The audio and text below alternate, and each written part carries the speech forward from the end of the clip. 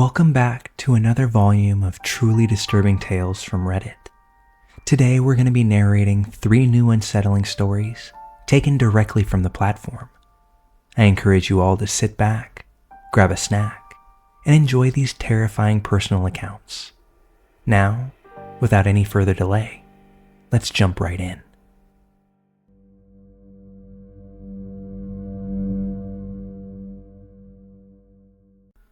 This takes place almost 30 years ago, in July of 1996. I had just finished my term of service for the Army. I had been stationed at Fort Hood, Texas, and decided at midnight that I would out-process and travel back to Wisconsin. All day, I was so anxious to go that I had trouble sleeping. Finally, at 11:45, I got out of bed and went to sign out with the desk sergeant. Of course, knowing people wanted to sign out right at midnight, he decided to do his rounds. You can't leave until you get your final sign-off with the sergeant and turn in your room key. So I waited, and finally, at 2:45, he returned. I turned my key in, got the sign-off, and at around 3:30 a.m., I was on my way. At first, I was so full of adrenaline that I felt like I could drive for days. Unfortunately, that adrenaline didn't last long, and by the time I was getting through Dallas, I was beginning to nod off behind the wheel. I decided that just past Denton, that I would pull over at the next rest stop and take a quick nap until the sun came up. I could barely keep my eyes open when I came up to a stop. I pulled over and got out of my car to get some air and throw something away, and also just to get a look at my surroundings. There were only about 3 other cars and 2 semi-trucks there. It was actually a picnic stop and not a rest stop, so there were no restrooms. I threw my trash away and glanced at a poster of a few missing people, but I really didn't pay any attention to it. I quickly went back to my car, which was a basic 𝐥𝐤 Metro. No radio, no power windows, no power locks. I cracked the windows and turned on the boombox that I rode around with for some tunes and laid down to get some sleep. I was only asleep maybe 5 or 10 minutes when I felt my car gently shake. I cracked an eye open and looked around, didn't see anything, so I blew it off and went back to sleep. I then heard what sounded like my door handle being pulled and scratching right around where the key would go in. I then sat up quickly, but once again, I didn't see anyone or anything. I investigated all my windows just to be sure. Once again, I shrugged it off as me being tired and laid back down, simply turning up the radio. Being a Texas night in July, it was hot, but I was so tired that I laid back down. A few more minutes pass, and I heard the door handle again, and this time, the car really shook. I sat up straight and saw a man standing at the passenger side looking in. Even though it was hot and humid, he was wearing a red sweatshirt with the hood up, and I couldn't make out his face. Being young and dumb and just out of the military, I yelled at him, "What the f*** do you want?" He just stared at me, so, like an idiot, I got out of the car. Mind you, I'm not a big dude. I'm only about 5 feet 6 inches tall, but I was pissed. This man just walked off towards the picnic tables, as if nothing had happened. All the while I'm yelling at him that if he came back, that I would take him out. I decided then that I would just drive on from there. I got back in my car and went on my way. Even though I was so upset, only about 10 miles down the road, I was once again super tired. Luckily, another 10 miles down the I-35, there was another picnic stop. Not sure why North Texas doesn't have rest areas, but they don't. I pulled into the second stop and backed into a spot just in case I needed to leave quickly. Not sure why, but there was only one other car and no semi-trucks in this lot. I again locked my doors, cracked the windows, and turned up my boombox. I fell asleep right away, and about 30 minutes later, I hear a loud thud on my driver's side window. I jumped up and looked around, and no one was there. I got out of the car again, which I know was stupid, but I had my macho military attitude going I didn't see anyone around. I assumed that it was my nerves from the other stop, so I got back into my car, locked the doors again, and closed my eyes tight. This time though, I was too amped up to fall asleep, so I laid there with eyes closed, and I felt as if someone was looking at me. And when I opened my eyes this time, I saw the guy standing there again. Red sweatshirt, hood up. I couldn't see his eyes or many other facial features, but from the light there was, I could see that he was smiling at me. I popped up quick and tried to quickly open the door and bump him away, but being a cheap geo, since the doors were locked, it didn't open right away. The man walked backwards, still staring right at me, and by the time I composed myself and got out of the car, he was about 30 feet away, still facing me. I remember it being pretty dark, but as I looked him over, he looked real skinny and tall, maybe 6'3", 6'4". But I still felt like I could take him with all of my military experience. He was wearing the red hooded sweatshirt, blue jeans, and green tennis shoes. For some reason, I thought the shoes looked odd. They stood out. I could see something glint in the light every now and then as he stood there staring at me. I didn't know then, but today, I believe that it was a machete. I quickly reached into my back seat and grabbed my baseball bat. I began yelling at him to come get some. Not sure why I said that. He started walking towards me, and I took a few steps towards him, not really thinking, solely on autopilot. As I got about 5 feet from my car, and he was now about 15 feet from me, a yellow van pulled up real quick and parked just off to the side of my car. It was then that I finally realized what was really happening, and I saw two guys, also wearing hooded sweatshirts, in the van. Before they could get out, I ran back to my car. I left the keys in the ignition.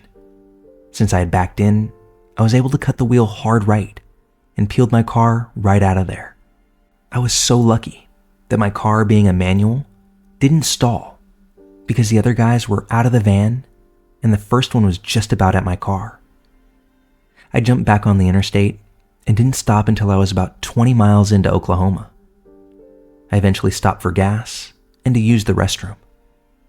In the restroom, I noticed that same flyer that I barely glanced at the first picnic stop.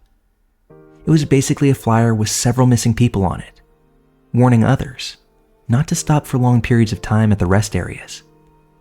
It described a possible suspect as being 6 feet tall, wearing blue jeans, green tennis shoes, and a red hooded sweatshirt.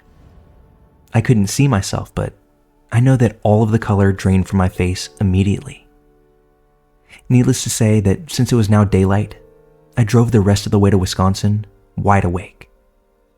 Not sure why, but I never reported it to the number on the flyer or told anyone else about it before sharing this story here. But I now live in North Texas and pass those two picnic stops every day on my way to work, and I think about this quite often. I wonder if those people got anyone else, or if the authorities caught up with them. I tried looking it up, but I never found any stories about it on the internet. And now, I'm just left wondering.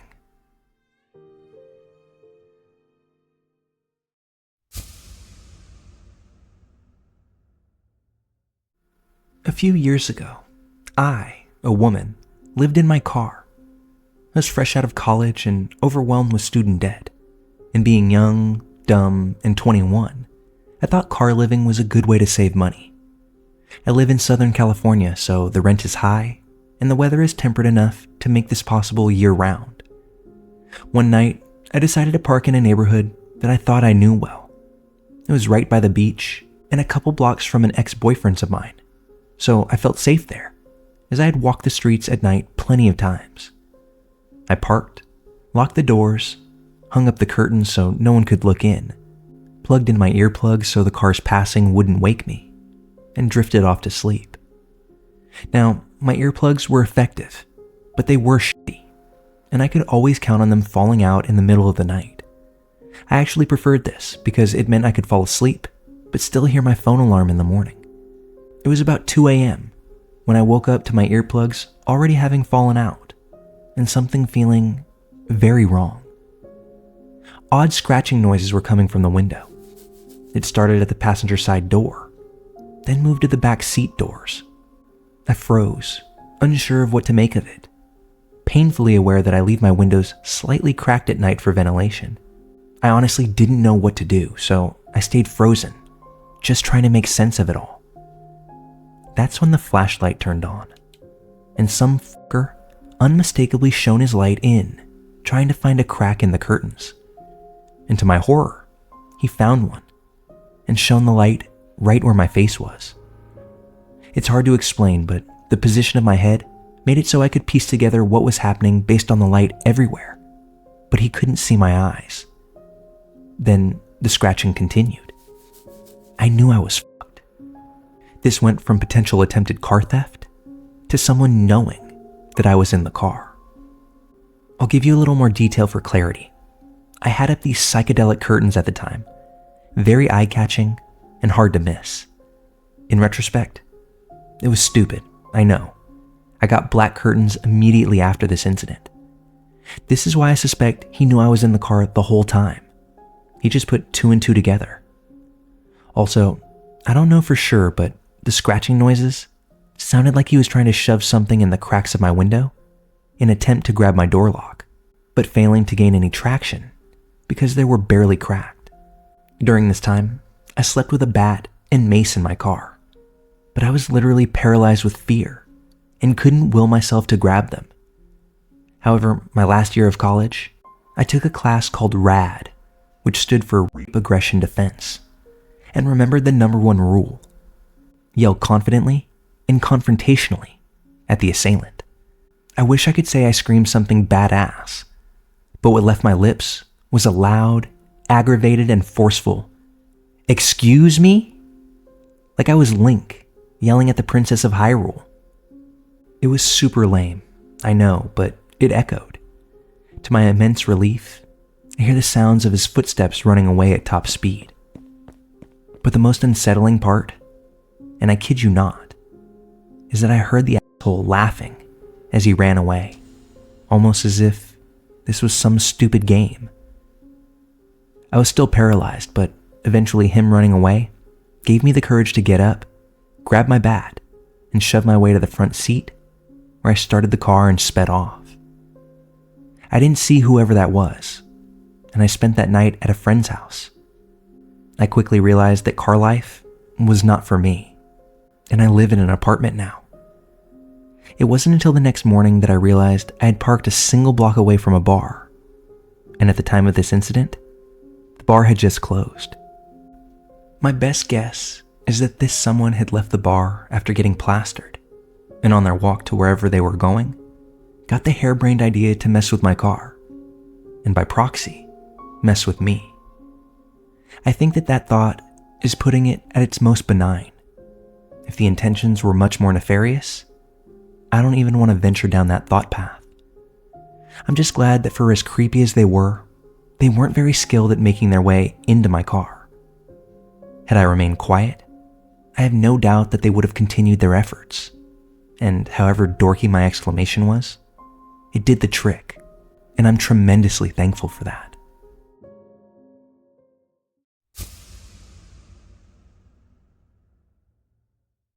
This is no doubt one of the scariest encounters I've ever had, and even more so, I was never able to find out who it was. A few years ago, I had moved into a new apartment building closer to my family.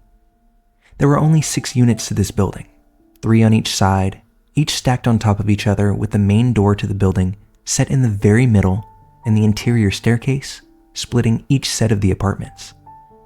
The second and third floor apartments each had their own little balconies, with the second floor apartment's balconies being close enough to the ground that you could probably jump off without hurting yourself. As a forgetful and clumsy person, as soon as I noticed this, I thought to myself, awesome. If I ever accidentally lock the sliding glass door behind me, I can easily hop down and go pick my second set of keys up from my mom. I say all of this because I lived in one of those second floor apartments, and I should have been more concerned about how easy it would be for someone to climb up, rather than how easy I could potentially get down. My first few months go great. I like my neighbors, and my landlord is super chill too. I start dating a guy who lives in the same neighborhood, and soon enough, he starts spending the night frequently. At this point, it's October, and the weather is finally cooling off. I turn off my AC and open all my windows and blinds. I'm on the second floor, and no one could possibly see in, right? As it goes in the honeymoon stage, my new boyfriend and I are having sex. A lot. We christened just about every room in my apartment, more than once. We were both kind of loud at times, but the walls in this complex are thick, and we never hear my neighbors, not even them walking or vacuuming, so we never bother to try to quiet down. During the third week of October, we're cooking dinner in the kitchen, which was next to the living room, where the front door was, when we hear a knock on the front door. No one was supposed to be coming over, and the apartment across the hall from me constantly had people in and out who occasionally knocked on my door by mistake. So we just assume that's what's happening and make no move to check. We pause what we're doing and wait for another knock, but nothing comes. A few minutes go by with no other knocking, so we continue to cook. I faintly hear what sounds like metal hitting metal. I hush my boyfriend and we both pause again, listening intently. Softly, the doorknob rattles, like someone's trying to open it. It rattles again, and then I hear that metal on metal scratching once more. I look at my boyfriend and his eyes are wide when he whispers at me, "Someone's trying to pick your lock."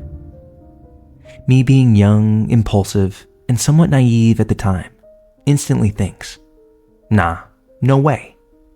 This is definitely someone trying to get into the wrong apartment."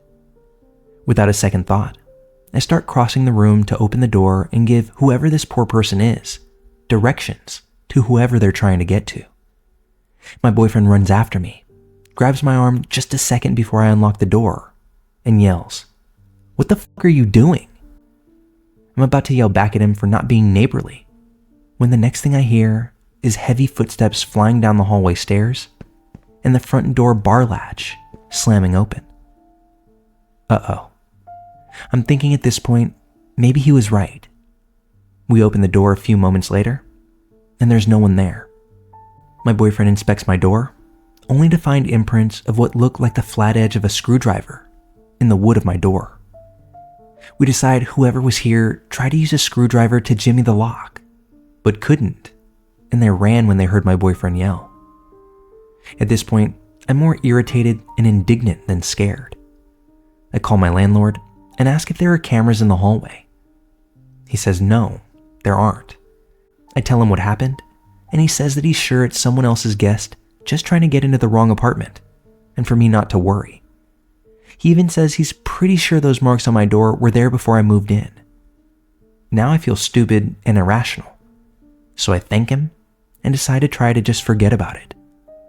I still felt a bit paranoid though, so instead of leaving my balcony door open with just the screen like I usually did at night when I was home, I started keeping it shut and locked.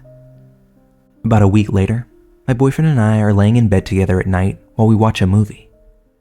The windows in my bedroom are open to let in the night air, and we're both starting to nod off. When suddenly, I hear what sounds like a moan right outside my window, which was pretty bizarre seeing as I'm on the second floor, and the only thing below my window were some trees and overgrown weeds on a steep hillside. I brush it off, thinking it must have just been a weird noise carried on the wind, when soon after, I very clearly hear my boyfriend say, "Oh, fuck." But as I look over at him, he's sleeping. I quickly wake him up and whisper for him to listen. His eyes slowly unglaze from sleep, and I see it in his face as he comes to the same realization I did. Someone is playing a very loud, very long recording of us having sex outside my window. We both walk over and try to look outside, but can't see anything in the pitch darkness. My boyfriend gets pissed and starts yelling out the window. "F you, you little bitch. Come here, you sick f***. I'll beat the shit out of you right now." suddenly the recording stops and is instead replaced with the fucking creepiest, most evil male laugh I have ever heard in my life. It was kind of the sadistic laugh that instantly makes your stomach drop, like you're on a roller coaster, and your anxiety creep up and sit on the back of your neck. My boyfriend wanted to go outside to try and confront whoever this guy was, but I begged him to just stay inside with me. I had a gut feeling that whoever was out there would take just as much, if not more pleasure, from hurting one of us than he did from recording us when we didn't know. I was so freaked out that I moved shortly thereafter. Thankfully, as I said at the start, my landlord was super chill and didn't even charge me for breaking my lease when I gave him the most sanitized version of what had happened. After I handed him the keys, he thanked me for being an almost model tenant. This surprised me because, to my knowledge, I'd never done anything that would make him upset or bother my neighbors, so I asked him what he meant. He laughed and said, "You were always so quiet and respectful. It was your one friend that I couldn't stand. The building manager had to yell at him twice for going in through the balcony rather than the front door." For reference, the building manager lived in the apartment directly below mine on the first floor. My blood instantly ran cold. I have never, ever had anyone enter my apartment by climbing up my damn balcony. I pressed further, and he didn't have too much more information. Just that some guy had been seen trying to enter my apartment by climbing up the balcony and going through the sliding door, and when questioned, had laughed it off and said that I'd invited him over and told him to come in that way. Our building was secure, so the front door automatically locked and couldn't be opened without a key. The only explanation I have is that this guy was watching us and had tried to break in more than once. Who knows how many times he had stood below my open windows and recorded the sounds of us having sex. My only consolation was that my windows were high enough that he couldn't have videotaped us without using a ladder, and I'm hoping we would have noticed that at least. I did report it to the police, but they said without video footage or an identity, there wasn't much that they could do unless it happened again, at which time I should call 911. Thankfully, I never experienced anything similar since, and I hope that I never will.